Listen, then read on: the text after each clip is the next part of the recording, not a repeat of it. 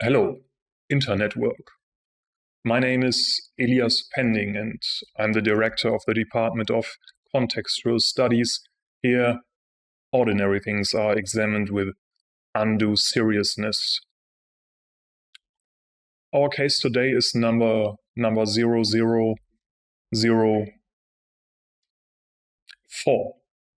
Your mother's WhatsApp voice message, 7 minutes and 43 seconds. We are faced with a work that appears unremarkable at first glance, but on closer inspection contains an entire worldview. Your mother's WhatsApp voice message, 7 minutes and 43 seconds long, an acoustic monument poised between care, everyday drama, and passive-aggressive infinity. It begins, like all great narratives, without a clear structure, without a full stop, without a comma, as if it deliberately defies any form of grammatical restraint. An epic in a single sentence, born from a maternal tradition which knows no punctuation, but possesses the rare talent of simultaneously speaking about the weather, neighbors, blood pressure readings, the deals at Edeka, and your emotional unavailability, unlike the often misunderstood approach of ancient Stoic schools of thought, where freedom from unhealthy, destructive passions, apatheia, was supposed to eventually lead to ataraxia, a state of complete inner peace. Her first word, a deep yearning hello, is not a mere greeting, but the invocation of a metaphysical conversation whose answer will never arrive. You can hear her standing in the kitchen, a distant kettle hissing, the radio murmuring NDR2, and somewhere a pen clicking rhythmically against a shopping list. This soundscape is no accident. It's part of the composition, like early avant-garde field recordings around 1950, in which everyday sounds became the material of art and traditional musical conventions were increasingly questioned, marking a departure from the nouveau roman, particularly from Alain Robbe-Grillet, and a turn towards structuralism, represented first and foremost by Roland Barthes. Thus, the voice message forms an acoustic topography of maternal existence.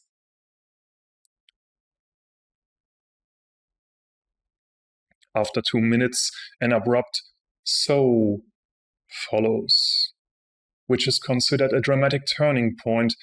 From here, the work builds to an almost baroque complexity, as in the complex polyphonic structures, fugues elaborate ornamentation and dramatic contrasts in dynamics and tempo used by Bach and Handel to create emotional depth and splendor. Sentence fragments about the weather seamlessly transition into moral reflections on your life. I hope you do eat meat again every now and then. A sentence that is less a question and more a fervent prayer. In the middle section, the message reaches its emotional core. A passage about the past, about the good china, about Aunt Helene, and she hasn't been in touch for a long time. Here, in the flowing stream of memory, time dissolves. The voice message becomes a capsule, an acoustic relic of a maternal state of mind.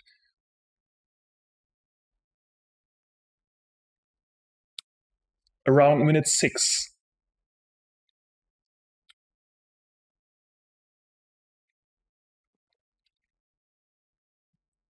the energy seems to ebb away, a soft clearing of the throat, a hesitant, well, but then, almost like a symphonic coda, the inevitable follows. Oh, and one more thing, a sentence that leaves even the most experienced listener in shock, similar to the so-called thanatosis, which is used by Natrix helvetica, the barred grass snake, when it is threatened by a predator or finds itself in a sudden stressful situation for other reasons. Among other things, its tongue hangs out with its mouth open.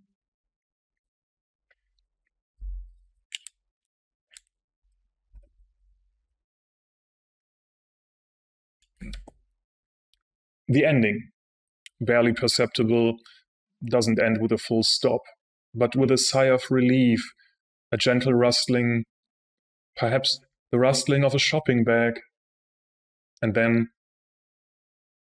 silence.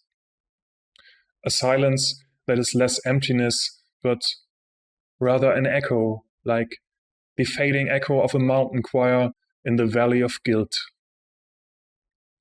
So there it stands, this voice message, a digital fresco of a generation that never learned to shorten voice messages, and precisely because of this, becomes a poetic exploration of boundaries. It is not a misunderstanding, not an attempt at communication. It is a ritual, a weekly declaration, a sonic monument to maternal existence. Perhaps, and this is the most tender interpretation, it isn't even speaking to you, but into nothingness, into the empty chat room of the universe, and the universe is listening. That completes the context. Goodbye, internet work.